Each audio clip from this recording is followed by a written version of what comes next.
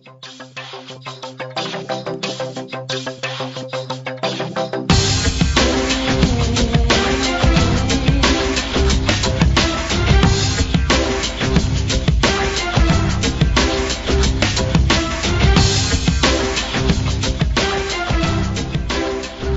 to the Career Matters podcast. I'm your host, Nisar Ahmed. I am the founder and editor of the blog careermatters.com.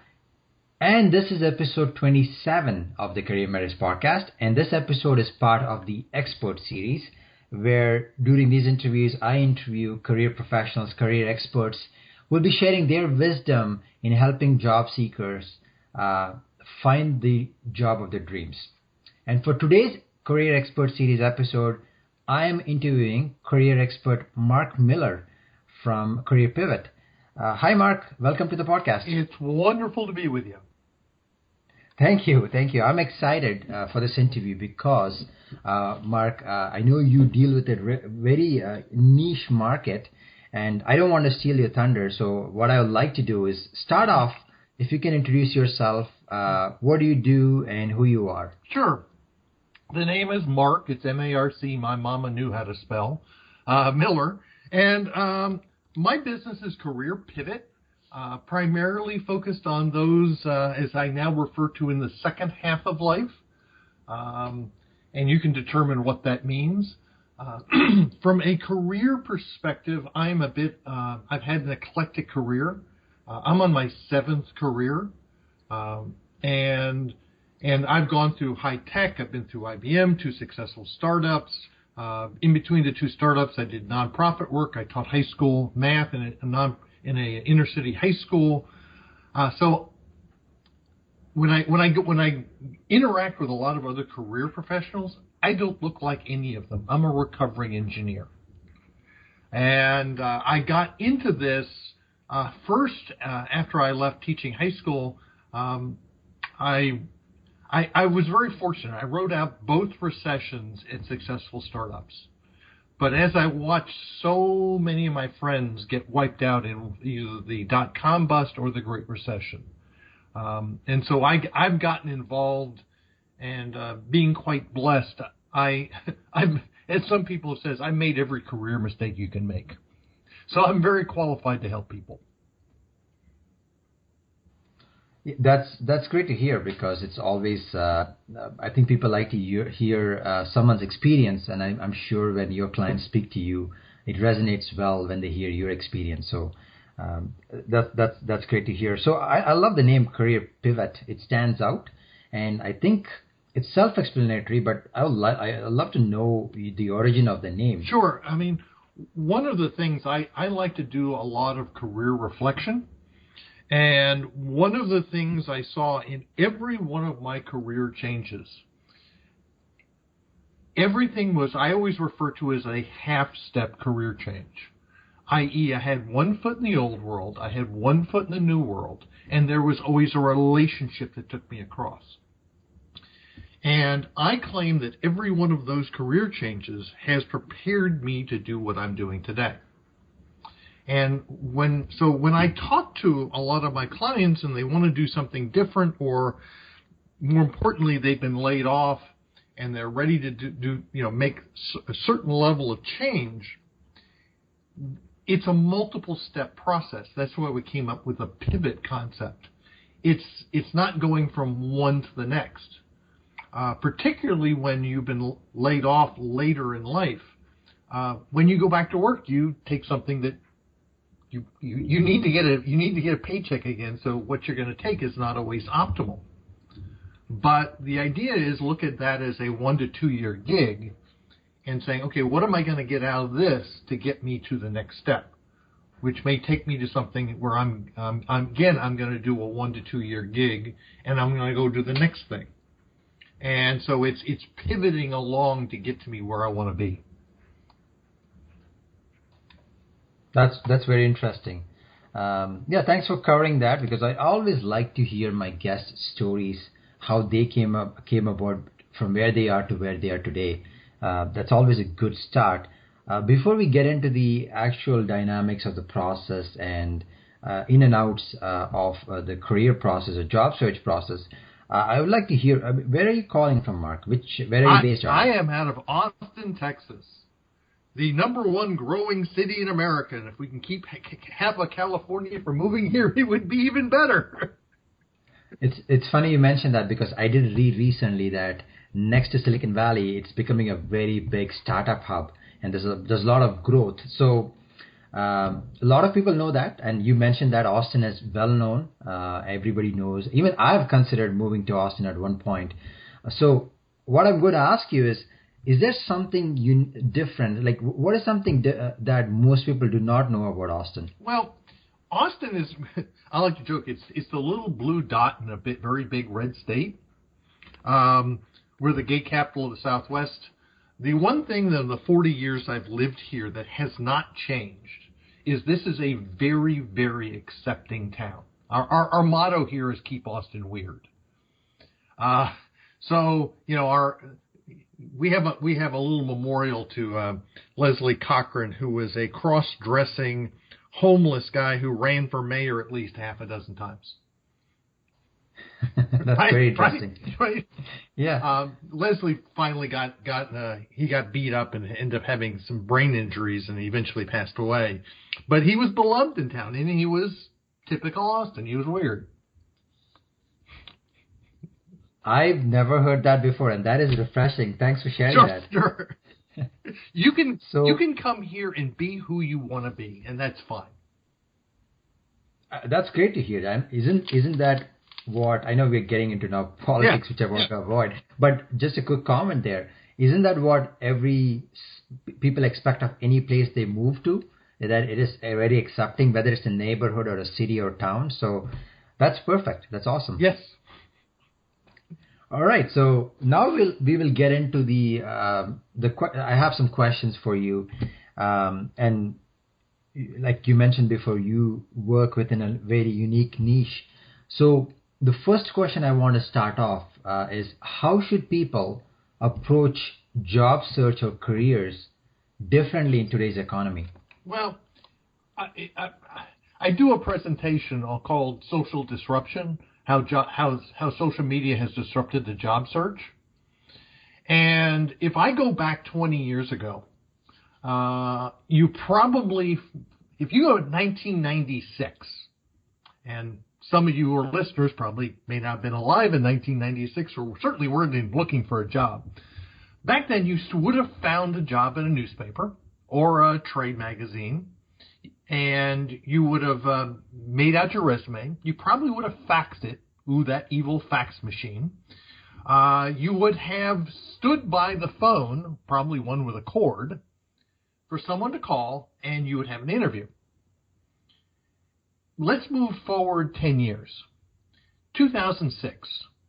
You probably would have searched online. Monster was created in 1999.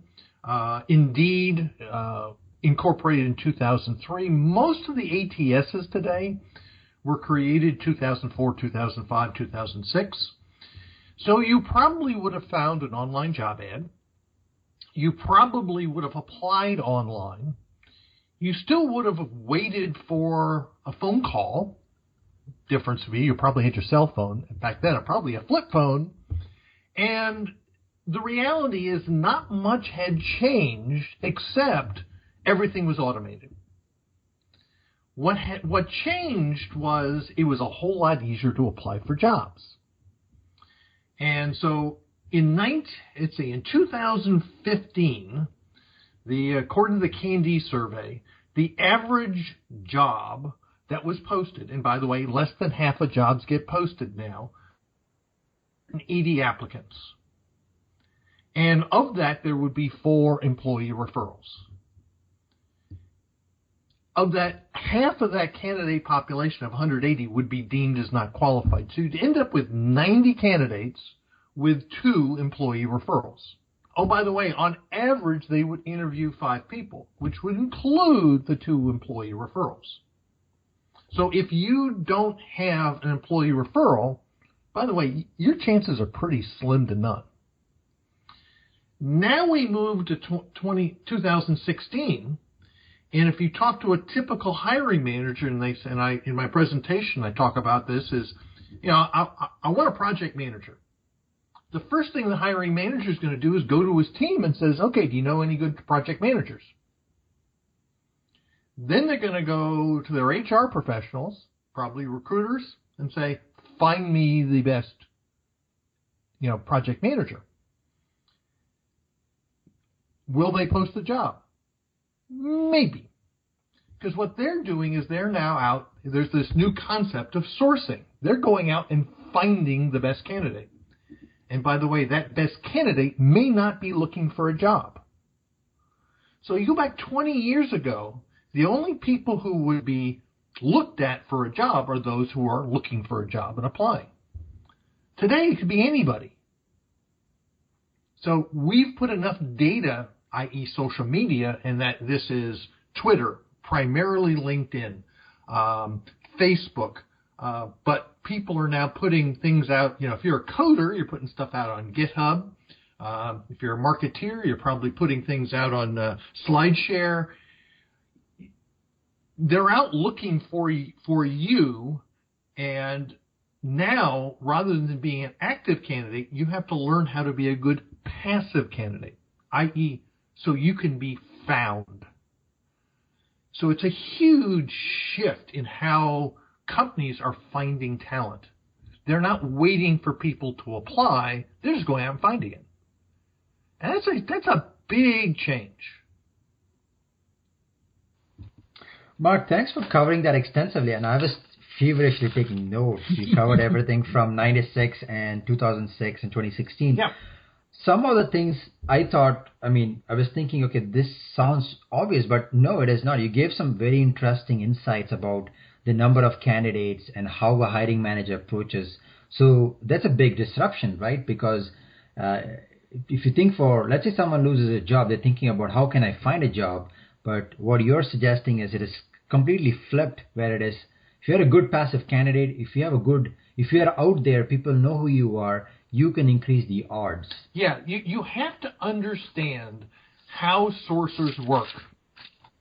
So number one, when they are out, particularly when they're searching on LinkedIn, they are typically the typical search criteria will be on current job description and keywords. Now, when you're unemployed, the key piece here is you have to make sure that you have a current position on LinkedIn. If you don't, you are not going to be found. So I'll use an example myself. I've always had for years I had a little side business called Global Basis Consulting. So if I went unemployed, that was my current job. The second thing is you have to understand you're going to want to put all the variations of the title on your LinkedIn in your current job. So the example is I deal with a lot of product managers. If you're a product manager, but you also do product marketing, what you want to put in the title is product manager, vertical bar, product marketer or product marketing. By the way, you got to be honest. You can't lie. But you want to put all the variations so you can be found. So part of this is you got to flip your thinking on how people are found. We have a recruiter here in town who recruits for about 200 startups here in town, and the term he uses is QIA. They use, first thing they're looking for Q, which is qualified. They're out doing their search. I is interested. And lastly, A is available. The problem is they're looking for their ideal candidates. So they're doing the search. They're probably going to do a search and they'll narrow it down to 200 people. They're then going to go say, okay, search down which of these folks are really qualified, and that's usually by calling them up. And lastly, are they available?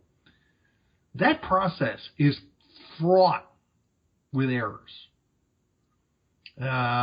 it could be that you don't have the right keywords. You might be the ideal candidate, but you don't have the right keywords in either your online resume or in your LinkedIn profile. They may call you up on a day where you're having a bad day, and the recruiter calls you up. Are you interested? Can we talk? It's like, go away, leave me alone. Or better yet, I don't know about you, but I get a lot of spam phone calls. I don't answer the phone on my cell phone unless I know what the number is. I let it go to voicemail. And so it's a very error-prone process. And I claim the current hiring process is very broken. And so therefore, your best way to get hired is to develop the relationships at companies that need you. So I call this a targeted job search. And that is, think of yourself as a consultant. As a consultant, you solve problems for your employer. Okay, what employers have those problems? And then target those companies and build the relationships at those companies. And by the way, you should do this for the rest of your career. You should always be doing this. That's an interesting approach, because I think the last things you said is target companies. And especially, I think traditionally, I should say, most people are applying for a job. They go to Indeed or they go to LinkedIn or Monster, as you mentioned, and they start looking for jobs. But here, what you are suggesting is, as a candidate, be more picky and choose the target companies and go after them. Yeah. Yes. Did I understand that correctly? Yeah. Go, and because so many jobs get filled through employee referrals, build your referral network at the companies where you want to go work. Now, the key piece here is okay, that company over there looks real sexy. Do you really want to go work there? I call this MSU syndrome. Make stuff up. I have a client who works for a major financial institution. He writes for them, and he says, "I want to go work for The Economist." I said, "And how do you know that?" "That's my dream job." "And how do you know that?" He says, "Oh, well, they produce great content. They're great stuff." And again, how do you know what it's like to work there? It might be a meat grinder. You don't know. Go talk to people. And I always say, go talk to people who are working there, and go find people who have left. And by the way, that's pretty easy to do on LinkedIn. And what you'll find is, by the way, the people who have left will give you probably a more authentic view of the culture. And by the way, most of us, particularly those of us who are a little bit older, it is more important who we work with and the environment than what we do. So go find out whether you actually want to go work there. You talked about, I think, if I can think of one word, what you just described, it's culture, right? Yeah. Like what is the culture, the climate where you work, and it is so important. Personal experience, being there, done that. You look at a company, you look at the industry, you think it is really sexy, it's awesome, but the culture is totally different. So that's actually a fresh idea. Not only talk to the people who work there, obviously they're not, if they're still there and you're asking for feedback, most people may not give you a straightforward answer, but also ask people who have left. So that's a fresh idea there. So thanks for bringing that up. Well, yeah, I had a client who he was interviewed for an top HR position at one of the sexy startups here in town. They'd just gone public, and we contacted 3 people who had left, and we got the same answer from all 3 who had left. And so, why'd you leave? And they said toxic work environment. And then Oh wow! And then I did this same. I do this social disruption talk, and I mentioned this process, and I hinted at the name of the company, and I had a guy in the back of the room says, "Yeah, it sucks. The only reason I stay there is they keep on throwing options at me."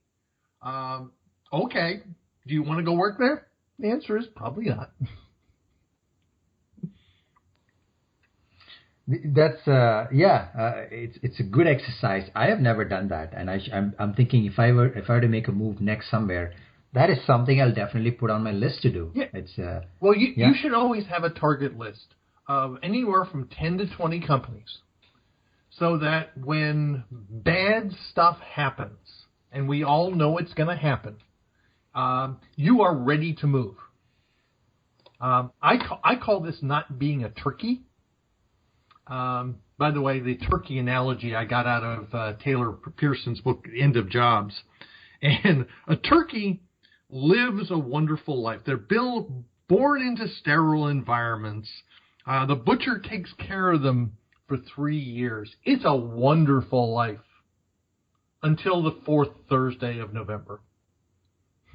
And then suddenly it's not so good being a turkey.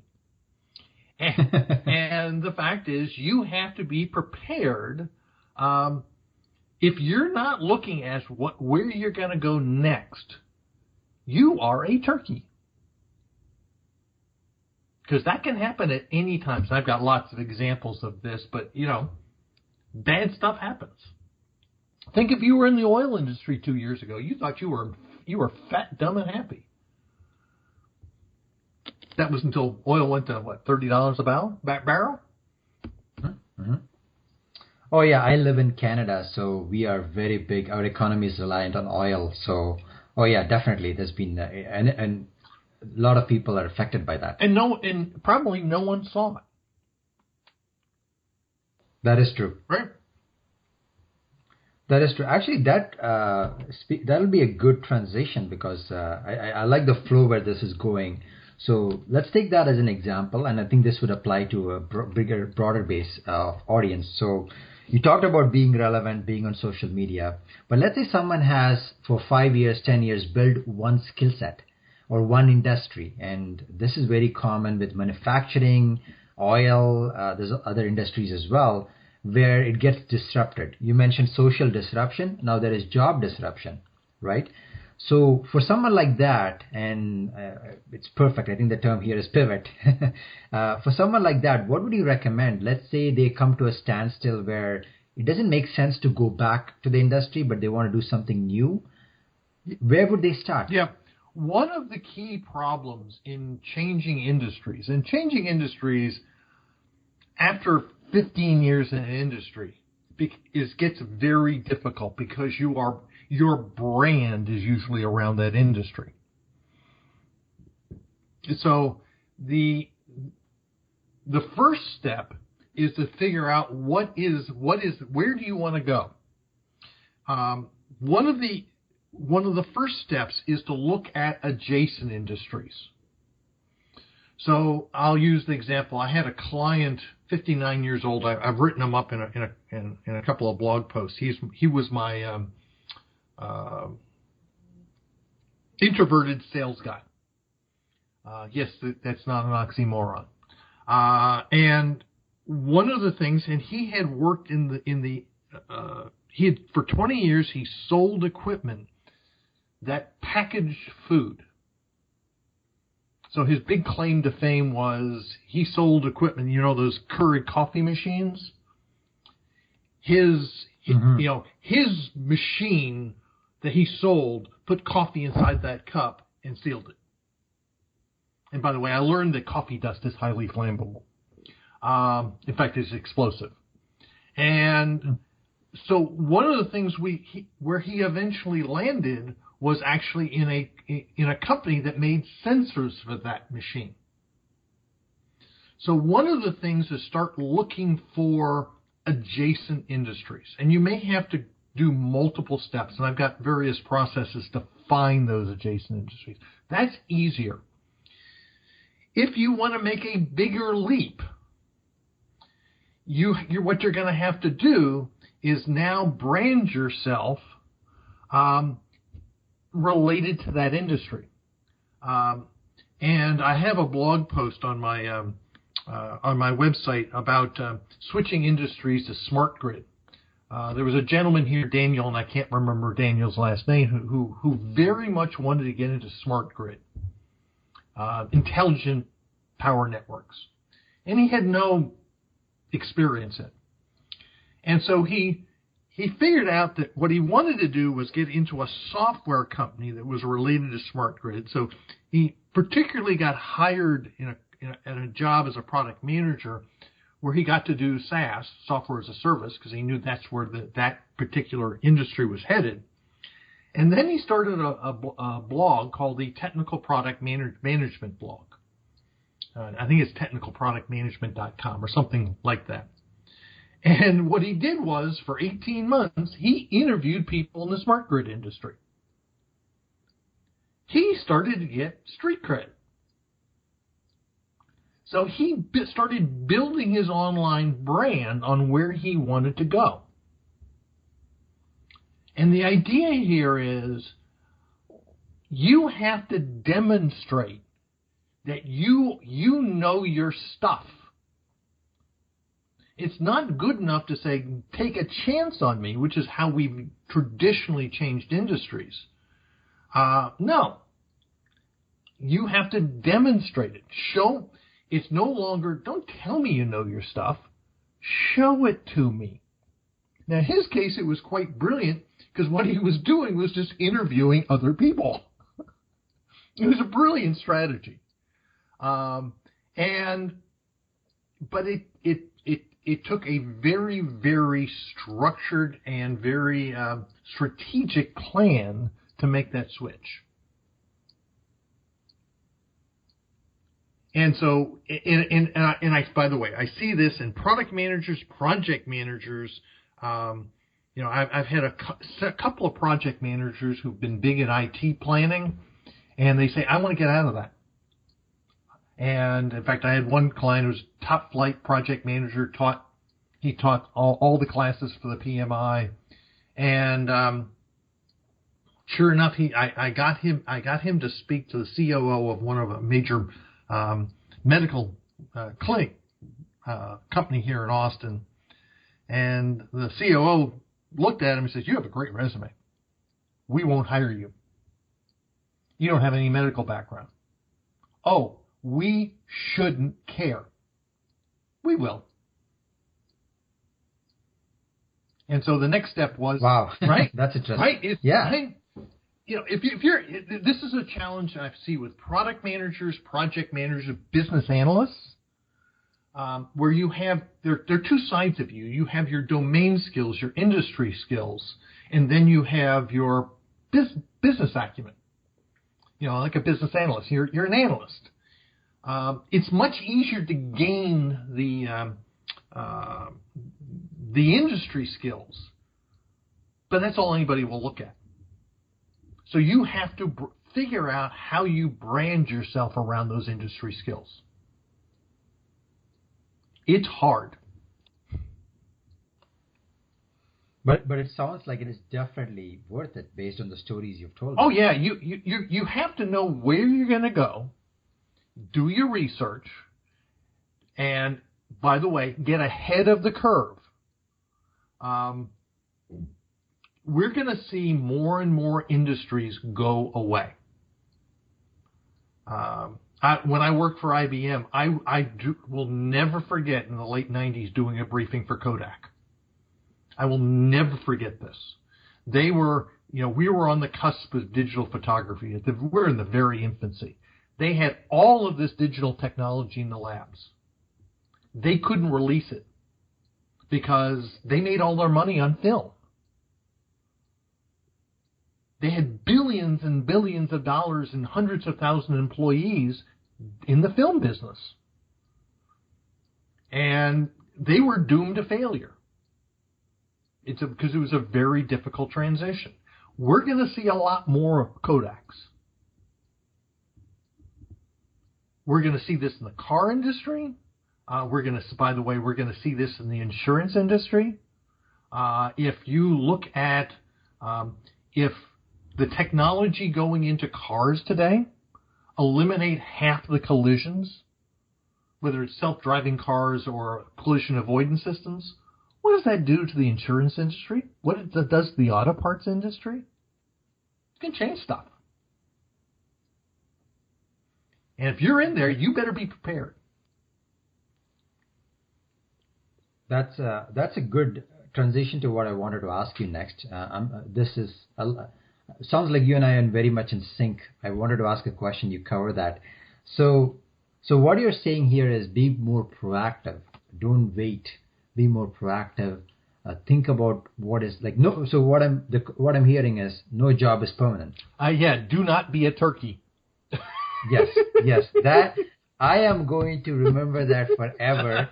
And I will make sure when I write a summary, I will definitely highlight that because that is so key. So in terms of what you throw the point of clarity, be clear where you want to go. So how, especially when someone loses a job or their industry is being shut down, there's a lot of emotions.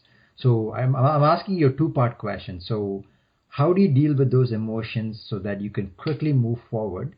And how do you gain the clarity you need? I know it's a very loaded question, but I thought it is important because that is the first thing people will go through. Yeah. Well, number one, I tell people if they get laid off, chill. I'm sorry, just go chill. I've got a blog post on Monday around being miserable in your job. By the way, if you're miserable in your job and you go look for a job, no one's going to hire you. Because you're miserable. And it shows. So when you get laid off, you're ticked off. You have to let that pass. And you got to give it time. So first thing to do is take several weeks and chill.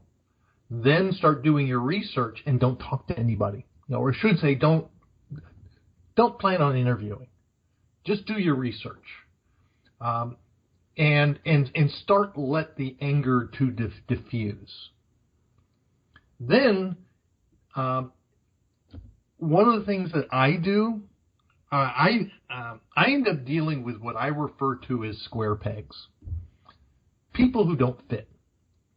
And one of the things a lot of us who've been in corporate America for a long time, and by the way, I'm 60 years old. I spent 22 years with IBM. I changed my behaviors so that I look like an IBMer. And by the way, I did a disservice to myself. So I am a closet introvert. I appear very extroverted. I am a phenomenally good public speaker. In fact, for IBM, that's what I did for them for almost 10 years. I am great at a networking event. I can work a room better than anybody. By the way, when I walk off stage or I walk out at a networking event, I'm exhausted. My knees buckle. I do not get energy from doing those kinds of things. And one of the things is I have to learn to take care of myself. So if I go do those things, I now block off time before and I block off time afterwards. Understanding where you have changed your behaviors, and then you have choices. Once you understand what you've done to yourself, and by the way, we all do this if we stay in corporate America long enough. We remake ourselves, and sometimes make ourselves miserable. And is to get that kind of clarity. I use the example, in my book, I talk about moments of clarity. I claim we look at life through filters. And by the way, those filters protect us. But when good things and bad things happen to us, those filters come down and we see what's really important. My classic example was a little over a dozen years ago. I had a near fatal bicycle accident. I hit a car head on where our combined speeds were over 50 miles an hour. And obviously I lived. And I spent 5 days in a trauma center. They had me walking on crutches in 3 days. I was back on a bike in 10 weeks, flying back to China in 4 months. Oh, by the way, flying right smack in the middle of the SARS epidemic in 2004. And, it's like, why am I doing this? Would I have ever gotten that clarity without that happening? Probably not. And I've had other instances like that in my life. But this also happens when kids are born, when you get married. Oh, by the way, you get divorced, when parents die, there are all kinds of events that happen to us that we can go back to those times and say, okay, what did I learn? What's really important to me? Because what happens is once those events end, very often the filters go back up and we forget. And start getting really clear what makes you happy. I've got a couple of clients right now who've been spit out of major corporations, and they're basically been told, go create a job, and they're going, well, they got to create. No. You go tell them what you want to do, and they will let you do what you want to do. They've created the situation, and they're scared to go ask for it. It's absolutely fascinating. And very often, if you ask for what you want, by the way, usually they'll give it to you. It's one of those things that tends to be, I often find very surprising. Did I answer your question? Yeah, absolutely. I mean, you gave us. I think the moment of clarity was very key, and I think it helps you. I happen to use the Berkman assessment with my clients, and I have a whole system built on top of it. What I love about the Berkman is it will tell you how you behave, which is what Myers-Briggs and DISC and all the rest of them. But also in those same behave in those same areas, will say, okay, how do you want to be treated? And when you get big gaps, you suddenly go, oh, I am not who I say I am.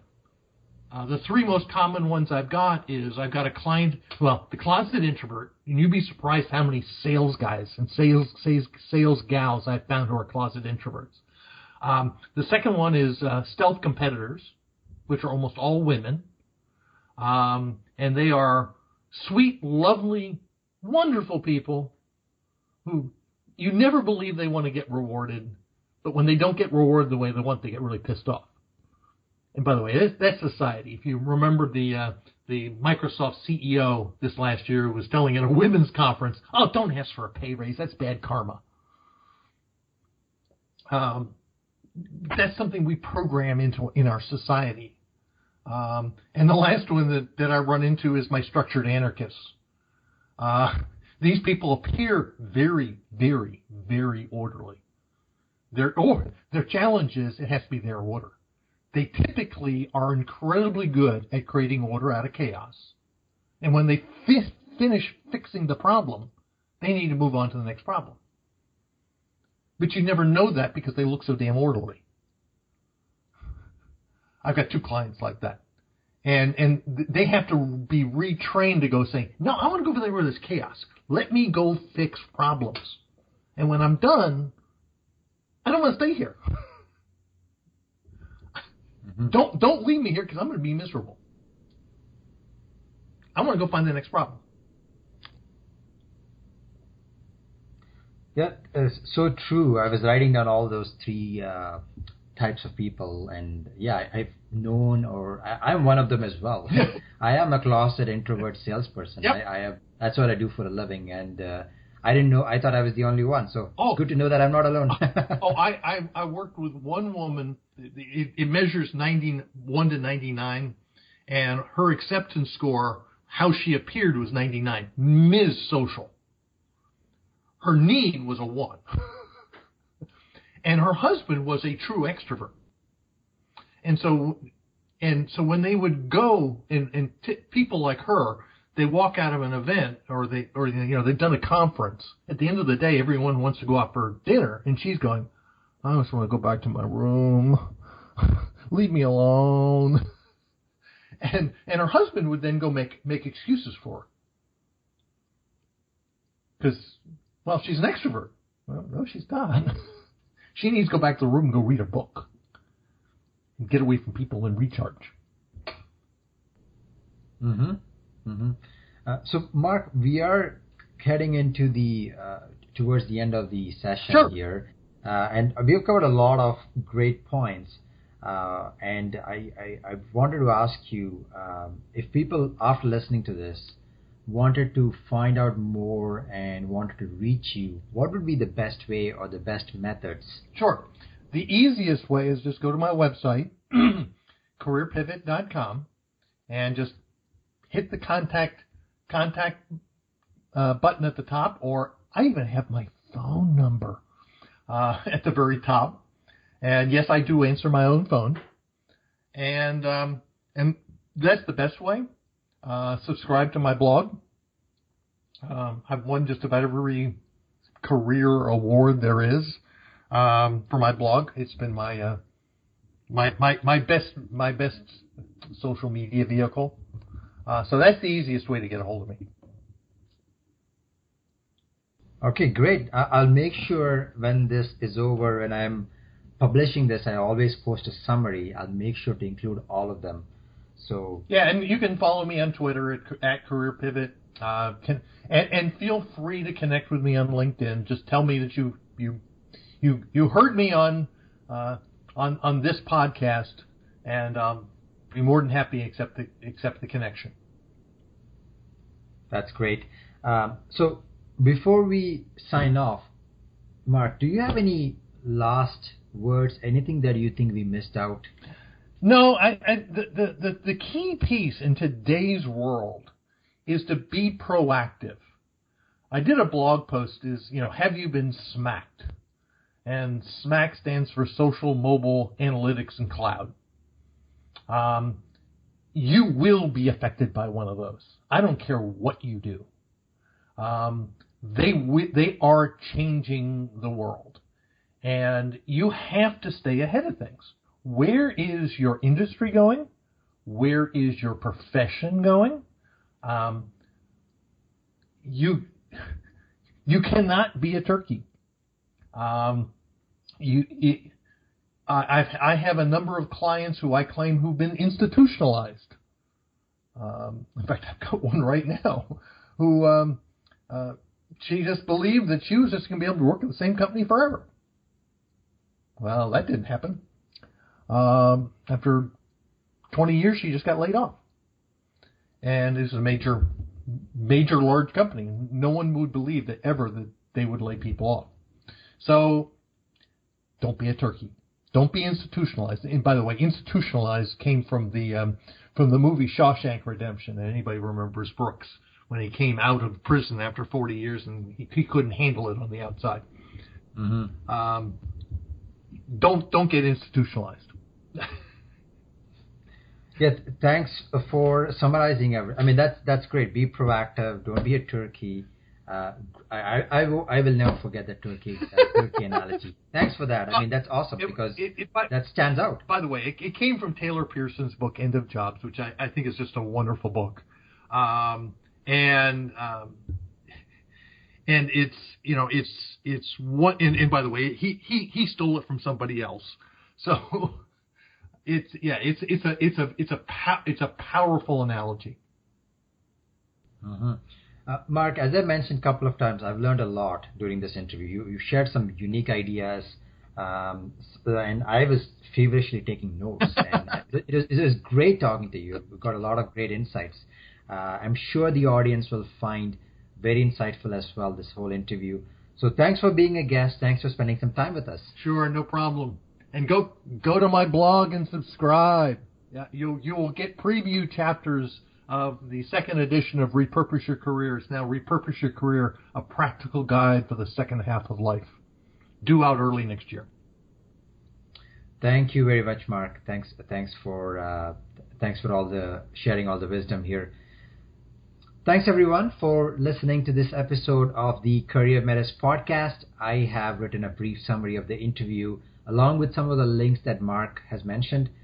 If you liked what you heard, feel free to subscribe to the Career Matters podcast on iTunes and Stitcher.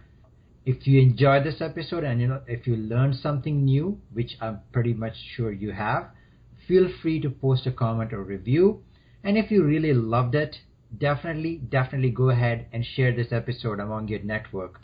Until next time, this is Nisar Ahmed, your host for the Career Matters podcast. Thank you.